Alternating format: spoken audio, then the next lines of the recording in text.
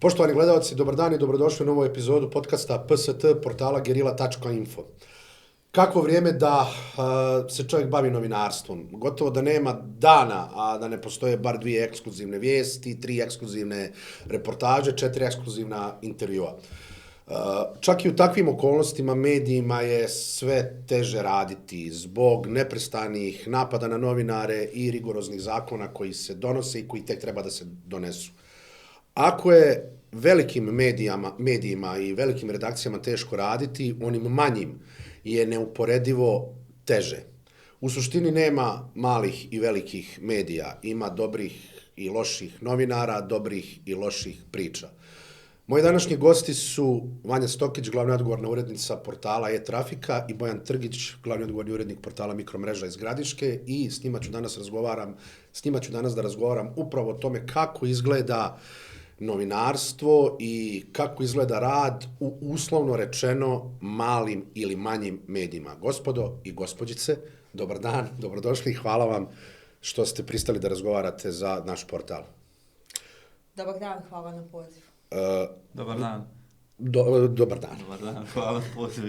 Zamolit ću vas da ne predstavite sebe, nego da predstavite portale na čijem čelu stojite.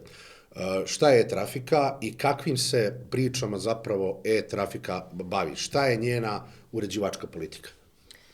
E-Trafika je online medij iz Banja Luke koji je fokusiran zapravo na izvještavanje na području cijele BiH.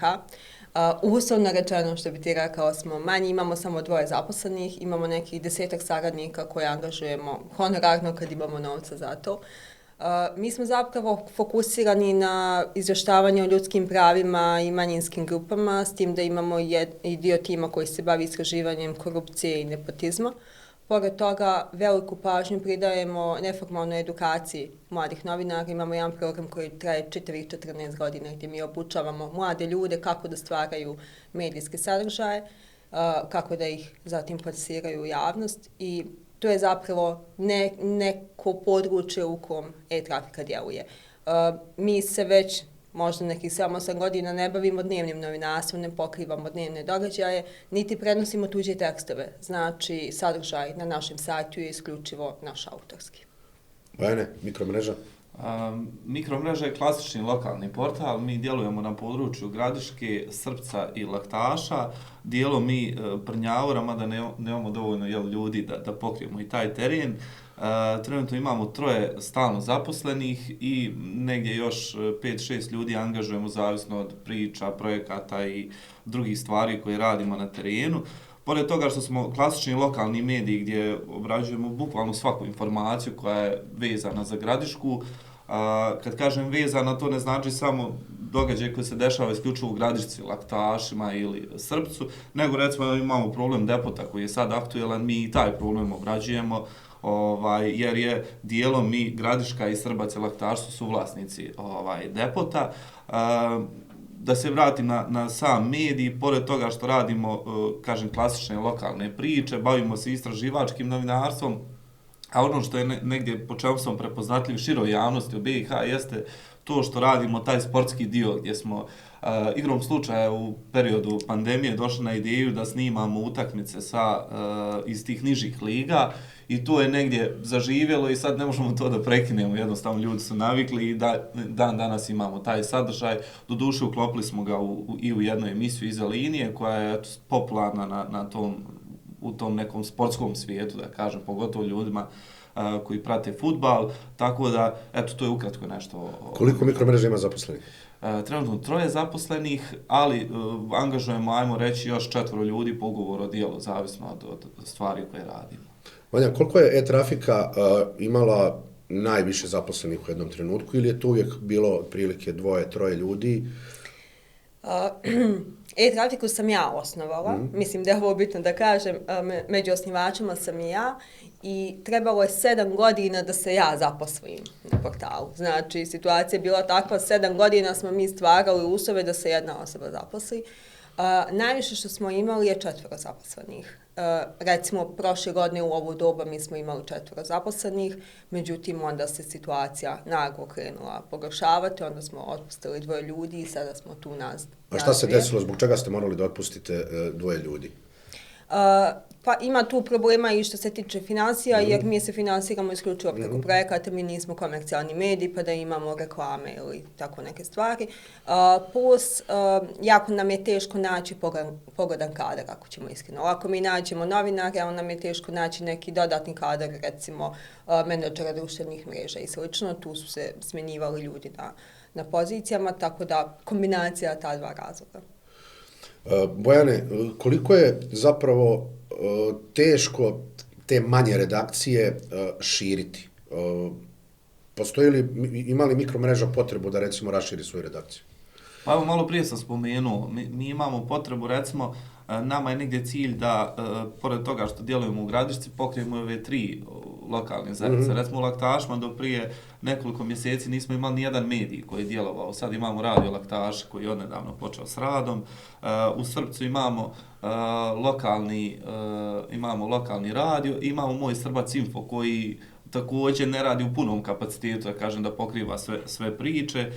U Prnjavoru je situacija nešto drugačija, ali mi smo tu vidjeli, nama je interesantno što je to izborna jedinica 2 i onda se sve negdje te informacije koje pratimo vežu za te 3 lokalne zajednice, tako da postoji potreba za, nama bi trebalo iskreno još 3 novinara pa da recimo možemo da pokrijemo informacije sa dnevne informacije i da radimo i ove neke priče, znači često ljudi zovu iz tih lokalnih zajednica kad imaju određene probleme, neke teme i tako dalje. Vanja, s obzirom na mali broj ljudi u redakciji, koliko je teško baviti se istraživačkim novinarstvom, pogotovo u ovim oblastima koje vi pratite, ljudska prava, prava manjina, koliko energije, vremena treba da se to uradi i da se eventualno ta priča pod znacima navoda proda na tržištu? Vrlo je iscrpljujuće, jer u malim redakcijama jedna osoba obavlja više poslova, više funkcija. Recimo, ja trenutno radim novinarski posao, radim uređivački posao, menadžerski posao u smislu da pišem projekte, komuniciram s donatorima, pišem izvještaje, neki posao oko finansira, sklapanja ugovora, plaćanja računa, vođenje brige koliko novca imamo, kad će nam nestati novca i tako neke stvari, plus vođenje društvenih mreža. Znači, to je mnogo različitih zadataka za jednu osobu i jednostavno u nekom trenutku te iscrpi u potpunosti. I ja u nekom trenutku shvatim da se, ne znam, već 5 dana nisam bavila svojim osnovnim poslom, a to je stvaranje i uređivanje sadržaja, već me odvuka papirologija.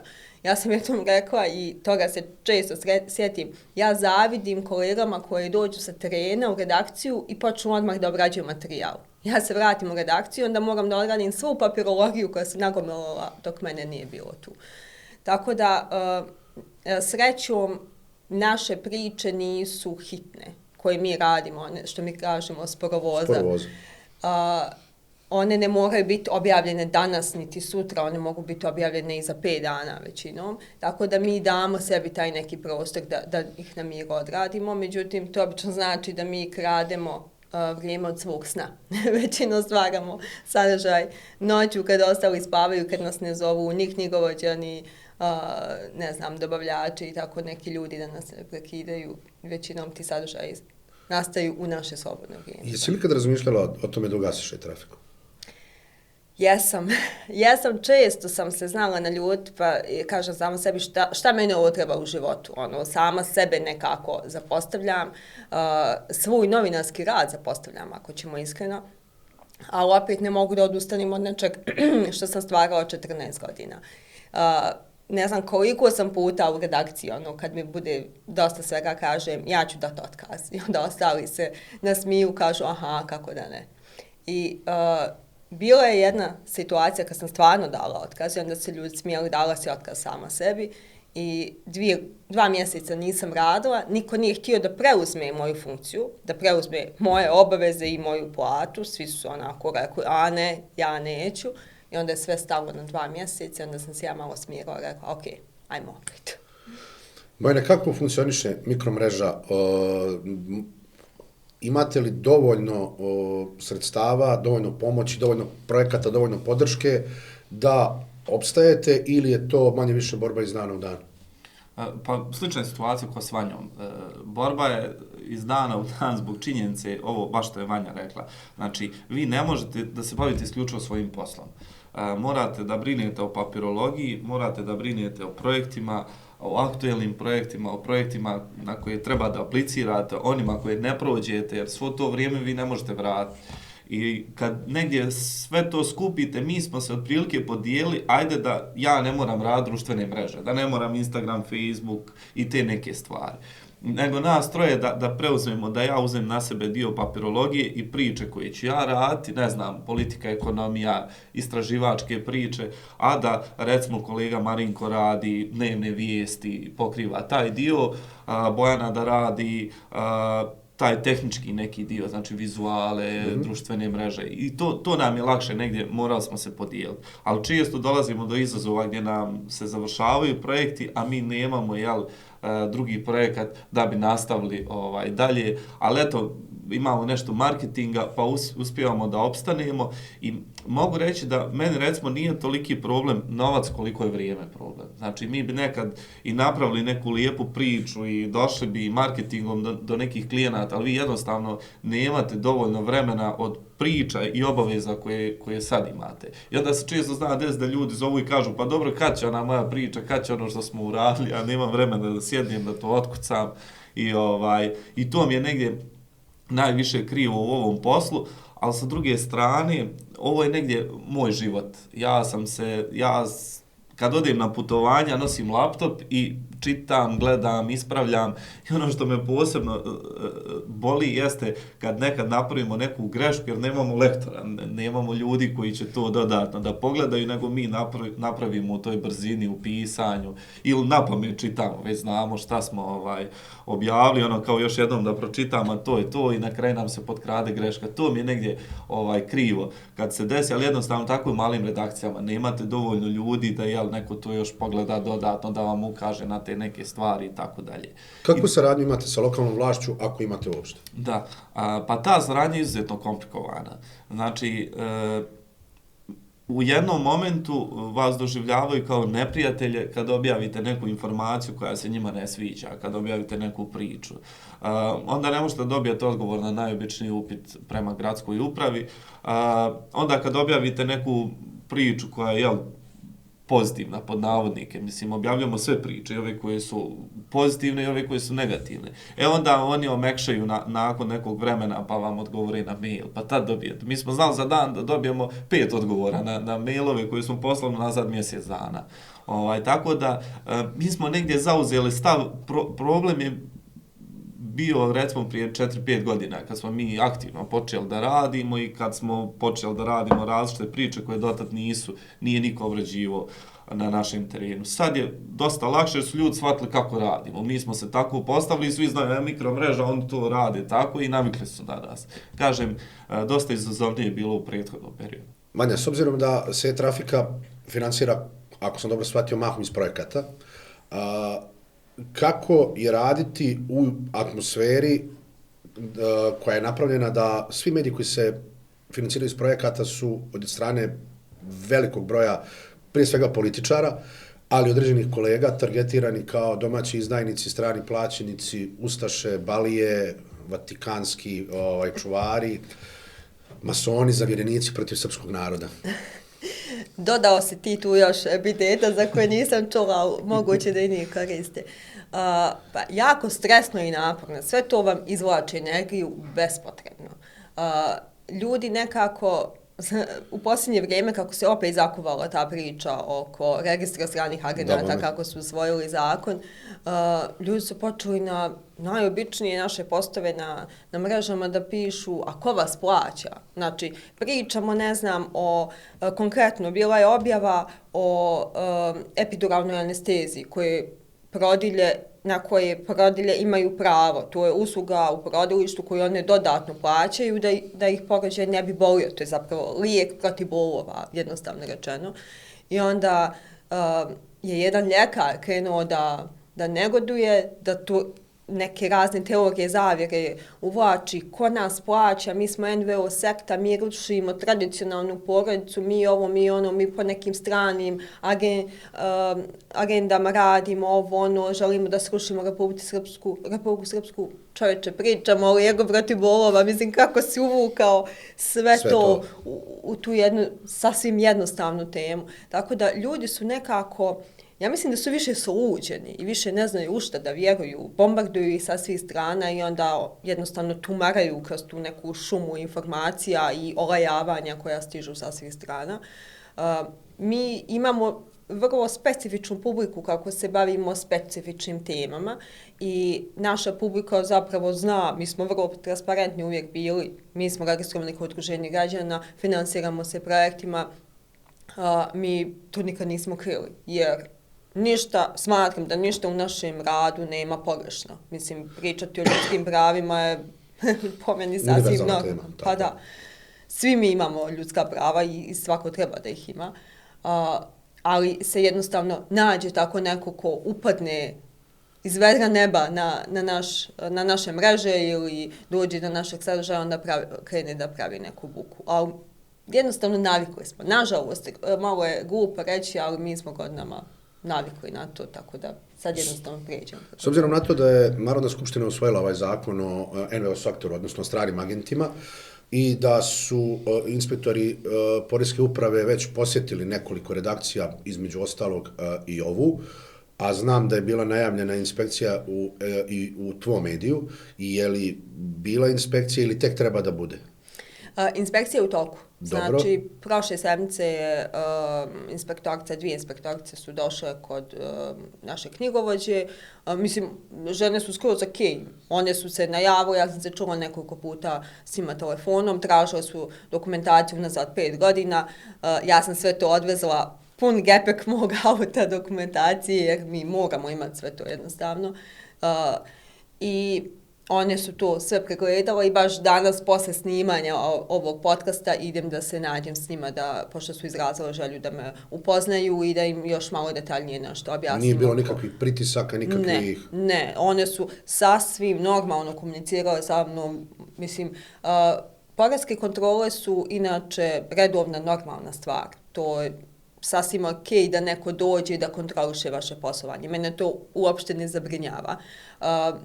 Zabrinjava ovaj dio da je kada je neka kontrola instruisana politički, ako neko dolazi sa nekom zlom namjerom da vas maltretira, da vas nešto kinji, u ovom slučaju ja to uopšte nisam osjetila. Znači, dvije sasvim normalne osobe koje su došle da pregledaju naše dokumente, da vidi je li sve u redu. Bojane, ste vi imali u mikromreži ikakvih loših iskustava sa bilo kojim nivom vlasti u Republici Srpskoj? Pa mi smo prije 2 godine objavili jedan tekst vezano za jedan tender u Gradišci koji je zaustavljen. Tenderska procedura je već bila prošla, projekat je finansirala njemačka banka i neki švicarski fond, i trebalo je da krene, onda je zaustavljen. Zbog sankcija, tihih sankcija Evropske unije Republike Srpskoj, mi smo to objavili, do tad je to bilo na skupštini grada, gradonačelnik je stalno pričao da će to krenuti, da će to uskoro ići. Ono što je dodatni problem jeste da su brojne ulice u Gradišci bile, da kažem, pohabane, bile su u lošem stanju, negdje kroz taj projekat oni još nisu radili rekonstrukciju, jer se nadali da će radilo se o prečišćivačima kanalizacionog sistema. Pa da će oni te ulice raditi, onda će kad kanalizaciju završe, onda će rekonstrukcija ulica ići i tako dalje, i to je nerviralo stanovnike. Kada smo mi objavili da od tog projekta neće biti ništa, da je on zaustavljen, dobili smo odgovor od ove dvije organizacije, onda je gradonačelnik nas javno prozvao da smo mi protiv grada, da mi se radujemo što će ti projekti biti zaustavljeni. Vi ste zaustavili projekat. Mi smo na kraju zaustavili projekat i tu smo došli do toga da nije nam dao, recimo, da uđemo u sportsku dvoranu Arena Gradiška da snimamo iz njih. Kao traži od nas 1000 nekih akreditacija, slao s nam mailove, ne možemo bez ovog, ne možemo bez onog, pa mi pošaljemo, pa nije to u redu. Mi smo morali da angažujemo advokata da bi, to jest ja sam htio da se izborim, da dokažem da je to nelegalno. Ta sportska dvorana je moja koliko i njegova i svih stanovnika u Gradišci. I tu je recimo bilo problema. Sad u posljednje vrijeme mi smo imali poresku kontrolu, ono što je meni problem, ja nisam iz Banja Luke pa moram stalno da dolazim u poresku upravu u Banja Luku i sad sam također donio neku dokumentaciju i negdje je to u toku, pa ćemo vidjeti. Što kaže Vanja, mi nemamo čega tu da se bojimo, ustručavamo, svi koji znaju kako projekti funkcionišu, znači to je toliko transparentno da vi sve izvještaje koje dajete donatorima u stvari su izvještaji koje kad vam dođe poreska inspekcija odmah možete da im pokažete, tako da možda i ne treba knjigovođa. Tako da i meni je to normalno, ali negdje mi se ne sviđa taj pritisak. Ne sviđa mi se iz još jednog razloga što recimo Gradiška je jedna od prepoznatljivih lokalnih zajednica koja je uradila dosta međunarodnih projekata. Znači, evo, razvojna agencija, to je jedna lijepa priča, razvojna agencija Gradiška koja je osnovana negdje 2017. godine, kad je došao novi gradonačelnik, pokrenuo je tu priču i negdje oko 12 miliona maraka projekata su oni realizovali na području Gradiške. Znači, međunarodnih projekata. Tako da mi nemamo taj pritisak iz lokalne zajednice, ali evo imamo sad smo neki strani, mi smo strani plaćenici, grad što je 12 miliona maraka realizovao projekata, to je u redu. To je negdje u neravnopravnom položaju smo mi kao NVO sektor, udruženje građana, na kraju krajeva neko je to dopustio. Ako je neko dozvolio da mi radimo te projekte, da pišemo projekte, da ih realizujemo na području naše lokalne zajednice, naše države, mjesne zajednice i tako dalje, zašto je to sad odjednom toliki problem? Evo. Vanja, zašto je to toliki problem? Zato što se nekome ne sviđa kako mi pišemo. Znači, nije problem novac koji mi uzimamo, već je i od koga uzimamo, već je njima problem što mi pišemo o realnom stanju. Oni, kad kažemo oni, mislim, vladajuća struktura, oni pokušavaju da naprave neku ružičastu sliku kako smo mi u mnogo boljoj poziciji nego što zapravo jesmo. Prekrivaju svoj kriminal, a mi sve to pokušavamo da iščeprkamo i da učinimo vidljivim. I to zapravo njima smeta. U Republici Srpskoj većina istraživačkih medija su zapravo dio NVO sektora, registrovani kao udruženja građana, možda čak i kao fondacije, nisam sigurna, i ovo je njima savršen način da jednim potezom oštete, pa čak možda i zatvore dosta medija koji njima smetaju. Ovi komercijalni su većinom, ne svi, ali većinom u vlasništvu ili političke partija ili nekih firmi koji su povezani s političkim partijama. Evo vidimo javni servis, znači on je u potpunosti pod kontrolom vladajuće stranke, tako da sve što njima smeta su ovi manji alternativni mediji koji su zapravo dio NVO sektora. Bojana, kako vama izgleda javni servis? Pa mogu reći katastrofa. Ja javni servis ne gledam, pa ima sigurno 4-5 godina. Znači, generalno medijska slika u Republici Srpskoj, kad govorimo o televizijama, pa i u Bosni i Hercegovini mi je takva da ne mogu da gledam više televiziju. Javni servis, ponekad pogledam neku priču, recimo moj kolega Borislav Švraka, on radi lijepe priče iz Gradiške o poljoprivredi i tako dalje. I to je jedino što pogledam. Vijesti ne mogu da gledam jer tolika pristrasnost, znači kad uđete na sajt radio televizije Republike Srpske, kad pogledate koliko fotografija našeg predsjednika ima na naslovnoj strani, sve vam je jasno. Znači, toliko nema ni Xi Jinpinga kad odete tamo u Kinu, a znamo kakav je tamo sistem. Tako da, zbog toga ne pratim javni servis, ali recimo pratim naš lokalni servis, radio televiziju Gradiška, koja recimo objavi priču sa fešte žena SNSD-a u Gradišci i raznorazne takve priče, a recimo imamo dosta ozbiljnije priče koje se tiču stanja u fudbalskom klubu Kozara, koje se tiču, ne znam, evo i depota u Banja Luci, šta će s tim biti, tih priča nemamo. Dok su oni s druge strane finansiraju se iz budžeta, imaju dosta više ljudi u svojoj redakciji, ali se priče ne posvećuju tim temama. I ono što je recimo po meni najinteresantnije, imamo sad jednu interesantnu priču, moram je spomenuti, imamo Centralno kulturno-umjetničko društvo Lepa Radić iz Gradiške. To je najbrojnije kulturno-umjetničko društvo u Republici Srpskoj. i tu je došlo do određenog sukoba predsjednika društva i gradonačelnika i lokalni servis uopšte ne prenosi informacije od kuda, niti ih poziva da bilo šta oni predstavio od svojih, ne znam, programa koje imaju tako. To vam dovoljno govori da se čak imamo prisutnu i tu autocenzuru, što je po meni nenormalno. Ali eto, to je kod nas je normalno, jel, finansirate vlast i ti moraš tako, ne finansira vlast, finansiramo mi, ali teško je to ljudima objasniti. Manja, koje ti medije pratiš i čitaš i eventualno gledaš? Ja sam malo gora od Bojana kad on kaže da ne gleda televiziju posljednjih 5-6 godina. Ja je ne gledam od 2014. kad su bile poplave. Tad sam TV poklonila jednoj porodici koja je poplavljena i više ga nisam kupovala. I onda nekad se moja drugarica zeza kao ne možeš ti biti novinar kad nemaš TV. Sve što mi treba, sve što treba da znam, ja nađem na internetu. Mislim, svaka televizija ima i live stream i kači na svoje stranice i na YouTube. Ja najviše pratim ove neke alternativnije medije. Recimo, mnogo pratim i cijenim BIRN, CIN, Žurnal, Gerilu, Kapital, Impuls, Tačno.net, Direkt portal. To su sve mediji koji odgovaraju i mom senzibilitetu i koji pišu o temama koje mene zanimaju i iskreno mislim da rade jako dobar posao. I pokušavam što manje da se trujem ovom propagandom, iako trebamo da budemo svjesni i te druge strane, šta ta druga strana radi, ali trudim se što više mogu da ih zaobilazim, čisto da čuvam svoje mentalno zdravlje. Bojane, kako ti izgleda novinarstvo u Republici Srpskoj? Novinarstvo u Republici Srpskoj? To je užasno široko pitanje, ali mi je jako bitno, jako mi je bitno da ga postavim. Jest, pa kad gledam generalno, izgleda bi bolje nego u Srbiji i u Federaciji. Dobro. To mogu odmah na početku da kažem i nekako naša je sreća što smo toliko mali da se opet nekako znamo, da nam se ne dešava ono što se dešava u Srbiji i da se to kroz određene portale koji su iz Srbije, koji rade i ovdje, tabloidne medije, da se to nije prelilo kod nas. To je negdje sreća. Kad govorim o medijima u Republici Srpskoj, ja se uvijek gledam iz perspektive jednog lokalnog medija.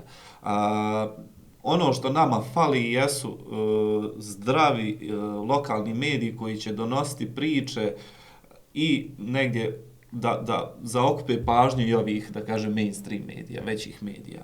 To je ono što nama nedostaje. Mi, recimo, evo, spomenuo sam primjer Laktaša koji nisu imali svoj lokalni medij. Imali su imamo s druge strane te probleme što se preko noći naprave najčešće pred izbore neki portali bez impresuma, bez bilo čega i njih i dalje ima dosta. I oni dalje kreiraju neku svijest. Ne znam, vi imate evo neki, on je više sportski portal, Pravda BL. To se ne zna ni ko to vodi, ni šta. To ljudi čitaju, pa vidite. Ja kažem, ja neću to da čitam uopšte, neću da gledam. Ko je autor toga, čiji je, ne znam, impresum, ko je vlasnik toga. Tako da tu imamo jedan problem što još nismo dovoljno medijski pismeni da prepoznamo čija informacija, ko je kreirao informaciju, pogotovo naši čitaoci. To još u eri ovoj, ne znam, umjetne inteligencije gdje se može svašta staviti ljudima da su izjavili, rekli i tako dalje. Mislim da je to dodatni problem. S druge strane, imamo dvije polarizovane televizije, imamo BN i RTRS. Znači, vi kad gledate te dvije televizije, pa ne znam, ovamo je sve katastrofa, ovamo je sve sjajno i bajno. To su komentari i ljudi običnih koji prate medije. Znači, nekada smo imali alternativnu televiziju koja je znala da obradi određene informacije, to je možda nešto što nam fali kad su televizije u pitanju. Da imamo, da postoji televizija koja može organizovati sučeljavanje, da nemamo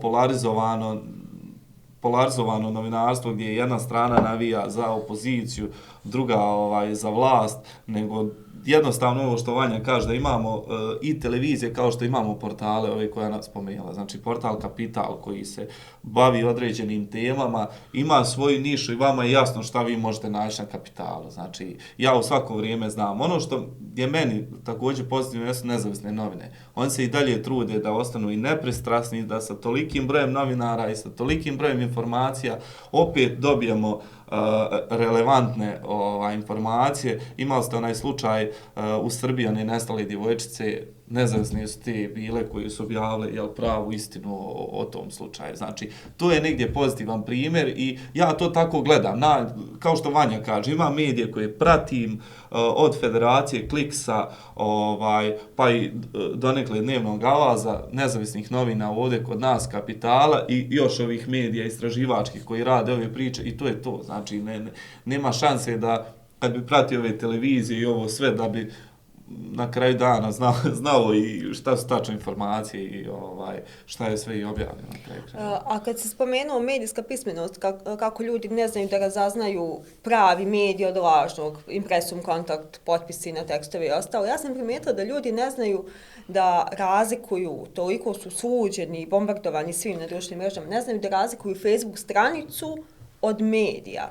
Mene je jedna poznanica koja je odrasla žena, fakultetski obrazovana, zdrava, prava i ona govori medij taj objavio. Ko je taj medij? Ona nađe, to je neka glupa Facebook stranica, lupam, zaustavimo, Paja Patak i nešto. Spotted. I ona misli da je to medij. Ja njoj objašnjavam, to je Facebook stranica, ti možeš napraviti Facebook stranicu. I ona gleda u mene i ne razumije. Njoj su jednostavno sve to mediji. I recimo vidjela sam da ljudi po Facebooku dijele gomilu ovih AI videa što ti govoriš. Listica stoji na putu, zaustavlja kamion, u tom trenutku ovamo je odron, izlazi kamionđija, grli listicu jer je ona njemu spasala život. Ti godaš i ne vjeruješ, a to gomila ljudi dijeli, još ljudi komentarišu ovakav senzibilitet ima samo kod životinja, prije će životinja pomoći čovjeku nego čovjek, no stvarno ne vjerujem. Kao narod smo jednostavno mnogo nepismeni. Vanja, po tvom mišljenju, šta je glavni problem novinarstva u Republici Srpskoj? Da li su to ti portali bez impresuma? Da li je ta zacementirana, a velika podijeljenost između medija koji se s jedne strane deklarišu kao režimski, a ovi drugi kao izdajnički? Da li je to manjak dobrih novinara? Da li su loši uslovi generalno za rad? Manje više nema novinara ili ako ih ima ih jako malo koji rade samo jedan posao. Sve to su problemi. I teško je izabrati jedan koji je glavniji. Nekako, po meni su oni podjednako teški, podjednako veliki. To što si rekao je baš tačno i bolno i mislim da to ljudi ne shvataju. Svaki novinar mora da radi više poslova, da radi za više medija paralelno da bi preživio. Ja recimo ne mogu da živim od svoje plati na e-trafici, ja pored e-trafike uvijek imam nekih angažmana kako bih mogla da skuckam neki kućni budžet da ja živim normalno. Tako da ljudi to apsolutno ne razumiju.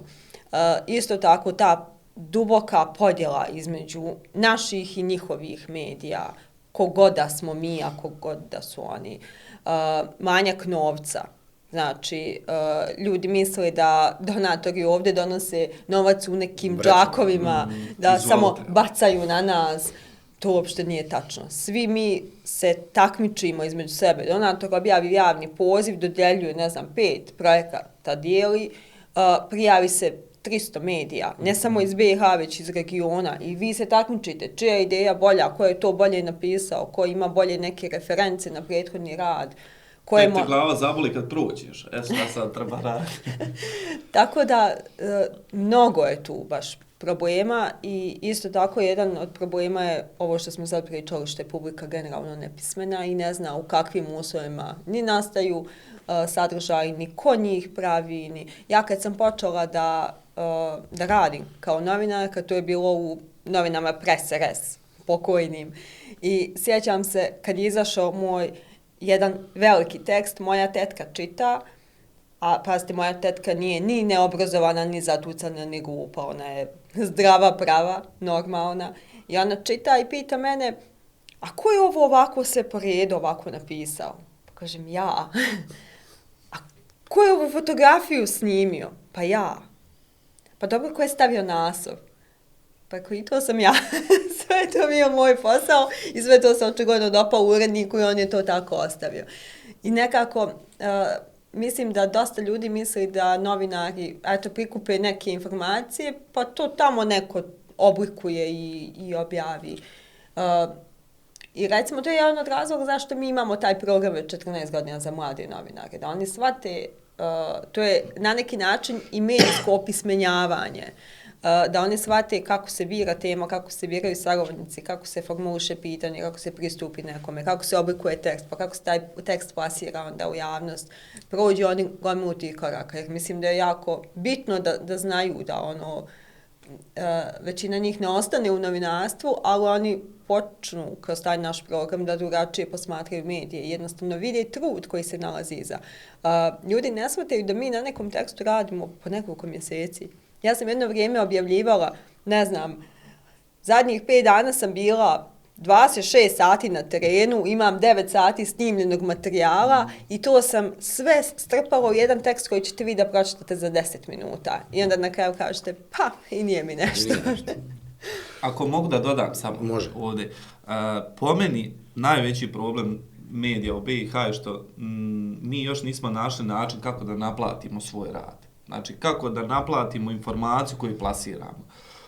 Neki izlaz je, to ja ovako razmišljam u nekoj utopiji, da se mediji zaključaju i da vi imate pretplatu koju vi... I to je po meni najbolji sistem. Znači, to u Hrvatskoj. Jeste, evo recimo Telegram je meni super. Ja prije početka emisije smo komentarisali Dragu Hedla, znači pretplatite se, čitate, to su fantastični tekstovi, fantastične priče.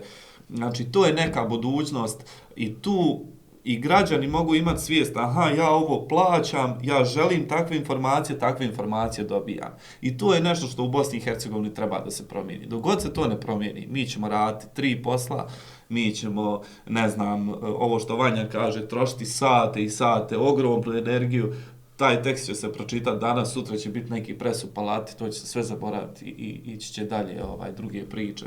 Tako da to je negdje ono što je po meni najveći problem. Da li je novinarstvo zapravo doživjelo jednu vrstu preobražaja, pa se iz onoga što je u interesu javnosti pretvorilo u ono što interesuje javnost?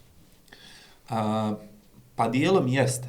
Dijelom jeste jer vi često imate danas, često priče počinju tako što se kaže, ne znam, taj i taj, evo mogu reći primjer, Igor Dodik je to objavio na svom Twitter profilu. I onda se od tog pravi neka vijest. Ja kad to vidim, meni se kosa diže na glavi. I ne samo i bilo ko, znači u Gradišce Radislav Dončić je objavio na svom Facebook profilu, jeste vidjeli. Mogu ga zvati, pitati, ok, šta, pa onda ide drugi komentar, na koga se to odnosilo, daj da imam drugu izjavu čovjeka na kog se to odnosilo, pa ako je to boračka organizacija, da čujemo šta kaže boračka, i tako dalje, znači, tako može priča, ali da sad vi kažete, on je to rekao, prenesete tu vijest, to je meni katastrofa. To je ono što često danas rade mediji i nije to je više... To je ljenost, jednostavno, nećete da odete na teren da istražite priču od početka do kraja, nego najlakše mi je to pustiti, pa eto, imam danas neku vijest. Ja imam jedan svjež primjer za ovo što govori Bojan i super je pitanje. Sad kad su bili protesti u Beogradu, ovaj veliki protest u subotu, ja sam bila i usput sam snimala jednu zanimljivu scenu dan pred kad su oni dočekivali studente koji pješače iz Kragujevca, Niša, Valjeva i drugih gradova. U jednoj sporednoj ulici sam vidjela čovjeka koji stoji na stubiću, oni stubići na trotoaru, stoji jednom nogom, drugom nogom ljulja kolica sa bebom, a leđima je naslonjen na saobraćajni znak. Aha, vidio sam to. To je moj video, on traje 8 sekundi, eto za ovih 4-5 dana ima 4 miliona pregleda. Što je ono kao wow.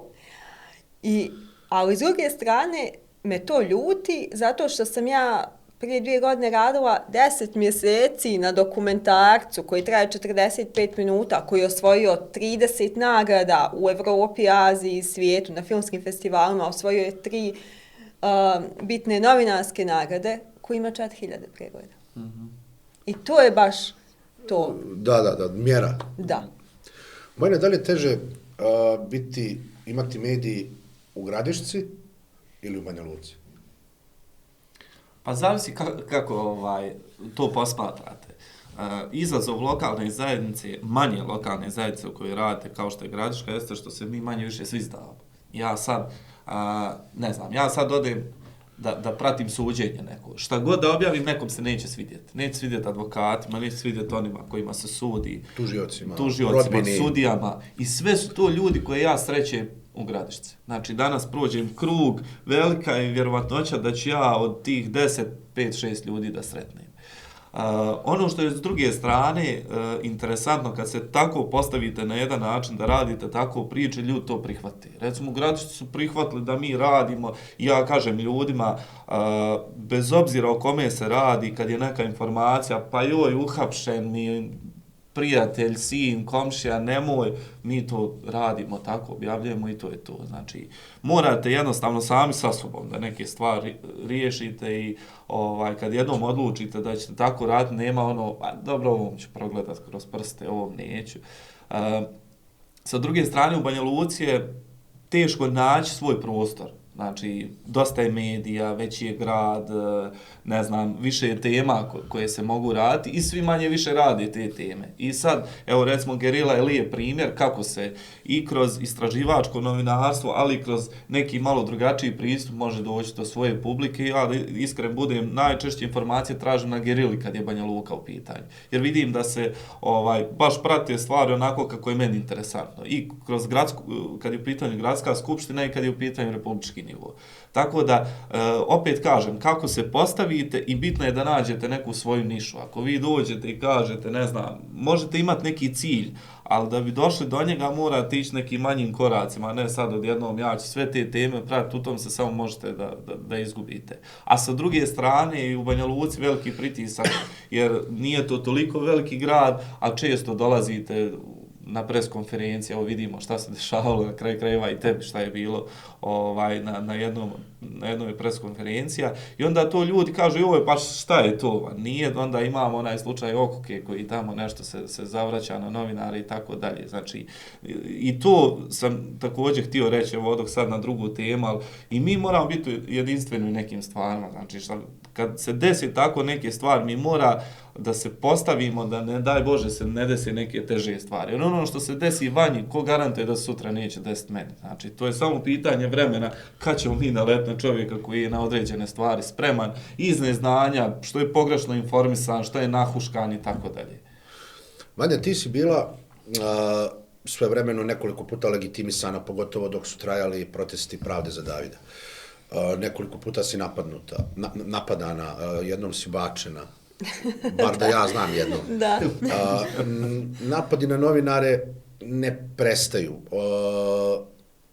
Kako novinari trebaju da odgovore na napade? Ovo što je Bojan govorio, trebamo da budemo složni, ujedinjeni. Ujedinjena Srpska. Recimo, kad se desi napad na jednog od nas, da to shvatimo kao napad na sve nas. Gospodo i gospođice, hvala vam na današnjem razgovoru. Poštovani gledalci, što su novinari bolji, to će i društvo i država biti bolji. Samo bahata, korumpirana i glupa vlast to ne razumije ili ne želi da razumije. Do sljedećeg gledanja, srdačan pozdrav.